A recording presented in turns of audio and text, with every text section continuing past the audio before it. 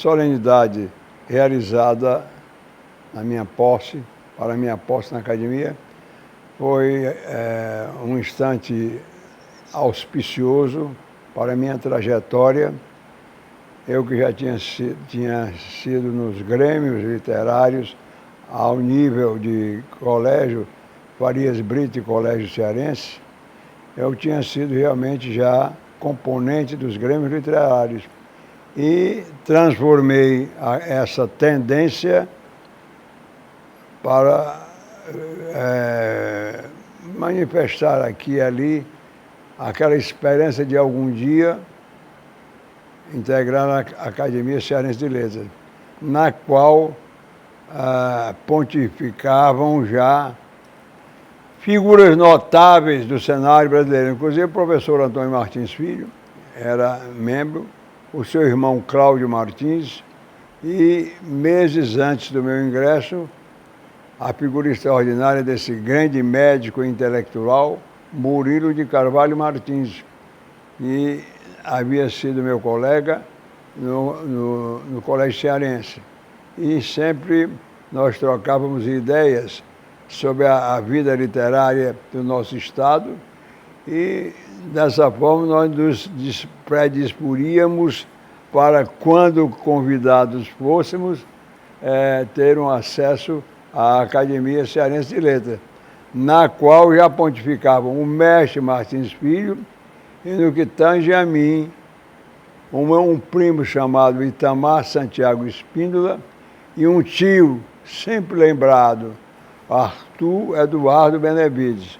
Arthur Eduardo Benevides, que foi considerado príncipe dos poetas cearenses. Na composição da Academia Cearense de Letras, desde a sua fundação, ali pontificaram as figuras estelares da literatura e outros ramos do conhecimento, e talvez seja eu o mais modesto dos componentes da academia, ocupando a 39.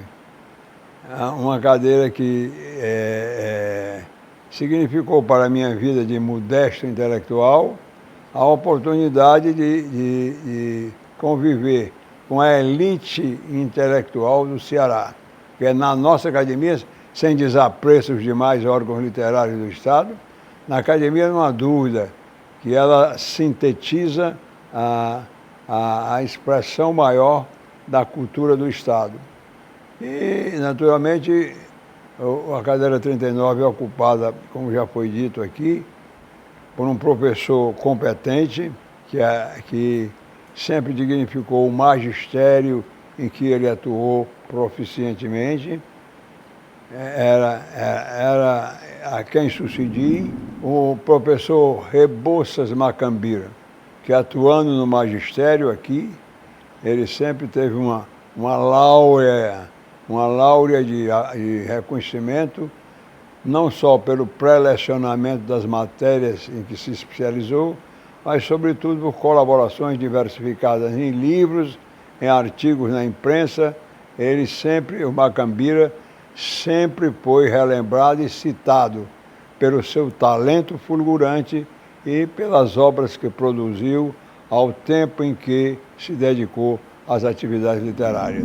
Agora, o patrono dessa cadeira é o Tristão de Alencar Araripe, que sempre foi realmente uma legenda de lutas de capacitação intelectual, que ninguém o esquece, e as suas citações aqui e ali, mesmo na distância do seu passamento, o Tristão de Alencar Araripe sempre foi citado, não apenas na nossa academia, mas naqueles que se aprofundam no processo historiográfico da área do nosso estado, do Ceará, e do próprio Nordeste.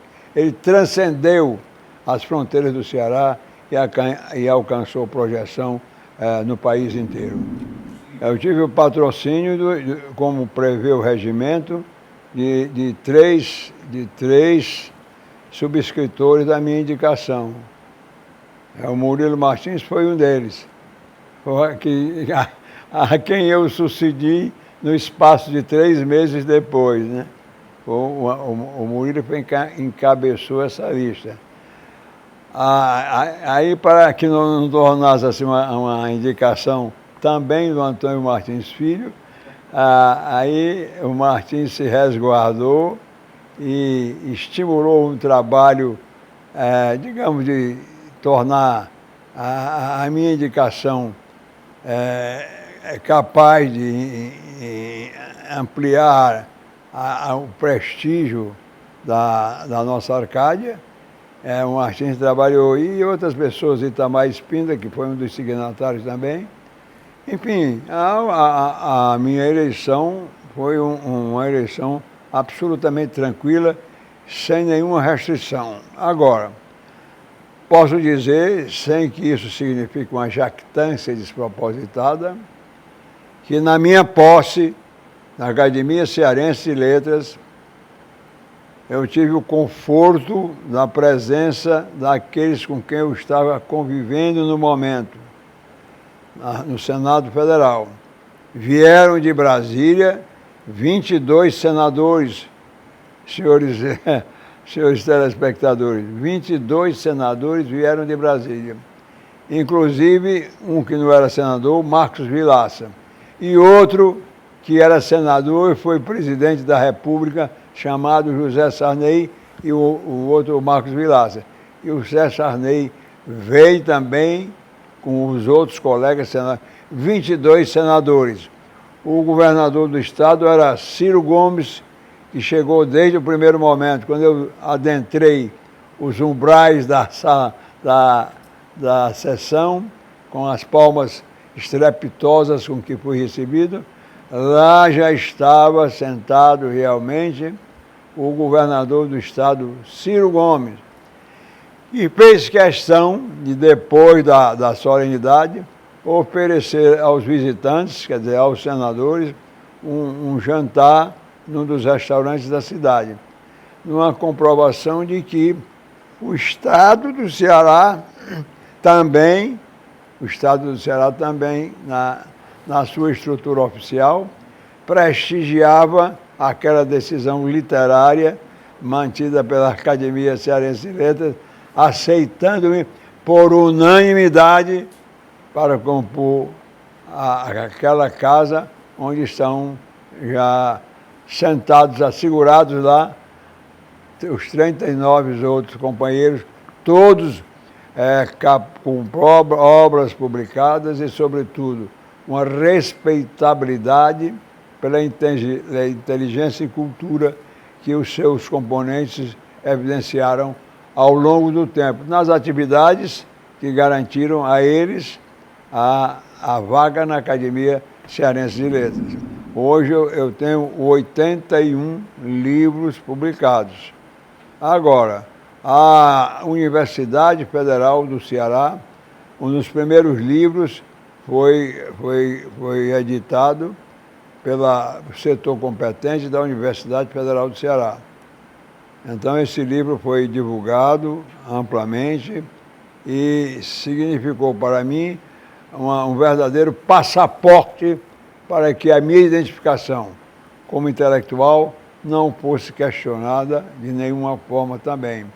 Os pronunciamentos que fazia no Senado durante eventos de realce maior e recebia a indicação para fazê-lo, me permitiu também, no campo nacional, de me levar para a Casa do Ceará, onde tem um departamento cultural, e dirigir o departamento cultural da Casa do Ceará, onde nós nos congregávamos e ainda fazemos, em relação a mim, não com tanta habitualidade, mas comparecendo sempre aos grandes eventos, sobretudo aqueles que guardam o liame de significação para a apresentação de livros de autores cearenses na capital da República.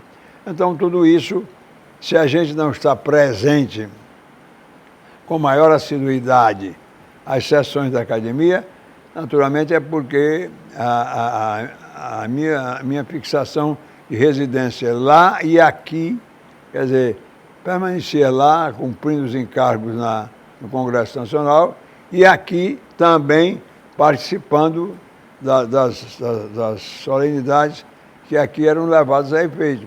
E das outras instituições que eu também aqui pertencia, que era a Academia Cearense de Retórica, a Academia Cearense de Administração, enfim, era um contexto de integração a esses órgãos prestigiosos que ao longo do tempo têm sabido projetar os seus integrantes e garantir o Ceará como um parâmetro de significação cultural, não só internamente, mas com expansão no Brasil inteiro. Portanto, a nossa academia, centenária academia, que antecedeu até a própria Academia Brasileira de Letras, que tem como legenda uma frase clássica: esta, a glória que fica, eleva, honra e consola.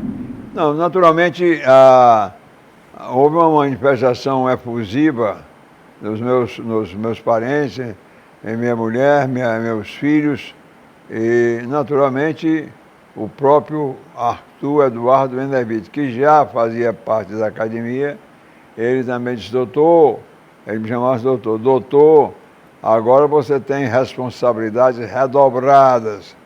Eu sei que você tem muitas obras publicadas, inclusive aquela sua que o Martins publicou na UFC, e mais do que isso, Martins Filho, como reitor, me conferiu o título de doutor honoris causa pela Universidade Federal do Ceará, levando em conta o trabalho que eu vinha fazendo, colaborando lá com o João Calmon, em tudo aquilo que significava desenvolvimento educacional do país.